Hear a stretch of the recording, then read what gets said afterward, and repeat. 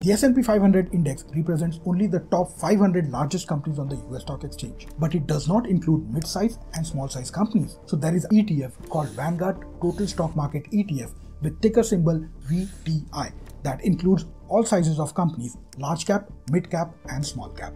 VTI invests in around 3,750 different companies covering small, medium and large ones. So when you invest in VTI, you're basically investing in all the companies listed on the US stock market. Even though VTI covers way more companies, the top 500 companies in the S&P 500 still make up a big part of it, about 80%. This is because VTI is also a market cap weighted index, which means larger companies have a larger share in the index. The top 10 companies in VTI are similar to those in the S&P 500, but they make up marginally smaller portion of the total index at about 26%.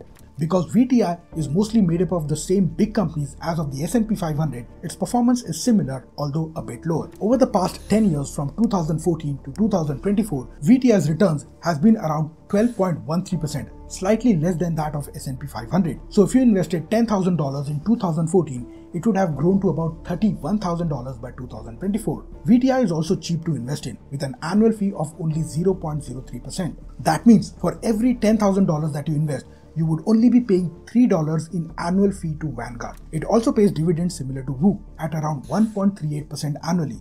So for every $10,000 that you invest, you would get about $138 in dividend each year. In short, VTI lets you invest in the whole US stock market, including companies of all sizes, with slightly lower return compared to the S&P 500, but at the same cost and with similar dividends.